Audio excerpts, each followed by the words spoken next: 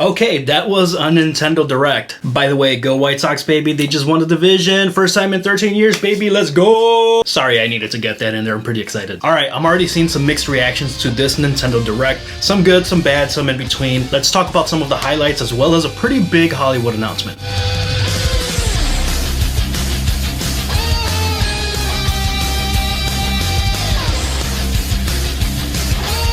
Hey, Danny with the DMGT here, your new favorite place for all things music, gaming, and tech. The theme for this Nintendo Direct, according to Nintendo, was supposed to be games that are going to launch in the winter. And while we did get some of that with games that we already knew were coming, such as Metroid Dread and Project Triangle, that one barely makes the cut. The beginning of March technically is still winter, but that's right at the end there. There were a lot more ports and older games that are just making their way over to the Switch now. That's not necessarily a bad thing. In particular, bringing over Knights of the Old Republic is pretty cool, as well as Disco Elysium. These are games that you should absolutely be playing if you haven't played them and you only have a Switch. But boy, does Nintendo sure love trolling people sometimes. Nintendo is troll. For all you Smash Ultimate fans, if you were expecting news on the last fighter for Super Smash Bros. Ultimate, you got trolled so hard. They basically announced that there's going to be an announcement in October.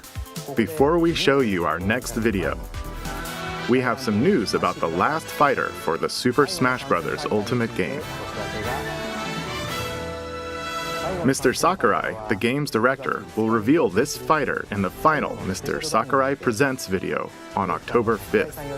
And that wasn't the only one either. Animal Crossing fans also got trolled pretty hard with an announcement that an announcement is coming in October. I don't know why Nintendo needs to do that. There's like no reason to do that. You either have the content and show it to us now or don't at all. It's just one of those things that, again, Nintendo does to shoot themselves a little bit in the foot in the moment. Long term, it's going to be fine. No one's going to care or remember this a couple weeks from now. Just give us the content. Or don't if it's not ready. Just don't do this in-between thing. Is Nintendo bringing Game Boy and Game Boy Color games to the Switch?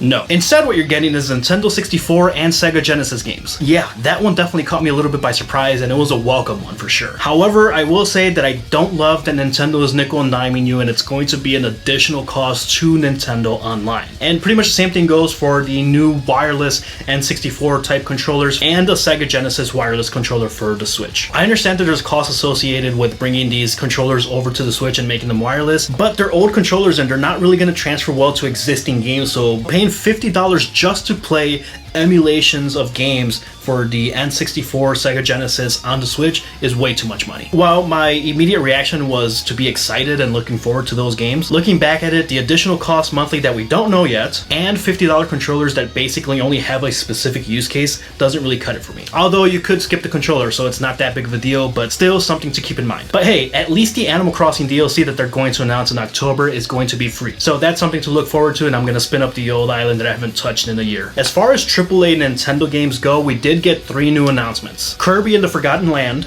Splatoon 3, and Bayonetta 3. None of these had a release date on them, but the Kirby game did say spring 2022, but we'll see. The Kirby game looks pretty fun. It's going to be a 3D platformer similar to Mario Odyssey. And looks like they might be focusing a little bit more on lore and potentially a campaign mode for Splatoon 3. But the big one here is going to be Bayonetta 3. That one was announced in 2017, so finally seeing this game land on Nintendo Switch at some point next year is a positive. Now, this might be the cynic in me, and I've been proven wrong with this before, but the gameplay at that Nintendo Direct looked buttery smooth, and I just can't imagine that it performs like that on a base Nintendo Switch. This is a theme that we saw pretty much across all games at this Direct. The Nintendo Switch is starting to show its age. Nintendo's already proven that they don't need to have the most powerful console in order to sell units. All that matters is the games themselves. But as we get further into the life cycles of the Xbox Series X and the PS5, these are things that people are going to start noticing. Particularly if Nintendo wants to push the envelope like they probably do with Bayonetta 3. These are going to be performance-intensive games, and at some point you're going to get a performance drop when you're playing these games that is going to impact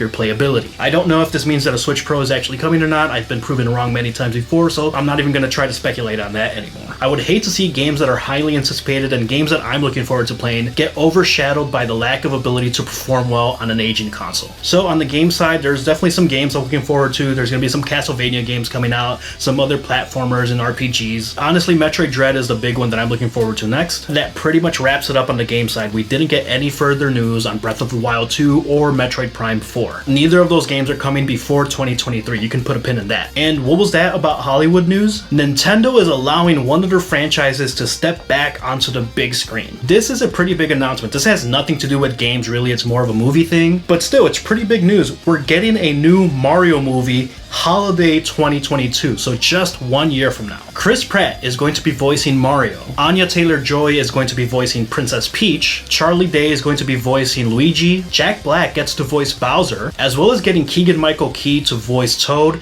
and Seth Rogen to voice Donkey Kong. This is a pretty big cast, although Chris Pratt voicing Mario is a little confusing considering that it's going to be an animated film. The director of Despicable Me and Sing is going to be directing this movie as well. Although Charles Martinet, which has been the voice of Mario for years, is also going to make cameo appearances in this film, which is why it's confusing me that they didn't just give him the Mario role, but I guess I get it. You're going with the all-star Hollywood cast. Still, that one's pretty interesting considering that the last time Nintendo and Super Mario made it to the big screen, it was a bit of a disaster. Overall, it was a solid Nintendo Direct. They gotta stop trolling people with announcements about announcements, but there are definitely some things to look forward to if you're on the Nintendo Switch. I give that Nintendo Direct a solid B. The Mario movie isn't a video game, so that has no bearing in my ranking for the Nintendo Direct, which is more focused on the games themselves. But let me know your thoughts. What are some games that you're looking forward to announce at the Nintendo Direct? Did you think it was a fail? Did you think it was a success? Hit me up in the comments below. Man, I have so many games to play this fall and winter. We'll keep an eye out for that new Super Smash Bros. Ultimate Fighter as well as the Animal Crossing Direct. If you liked the video, please give me a thumbs up, consider subscribing, and I'll catch you next time.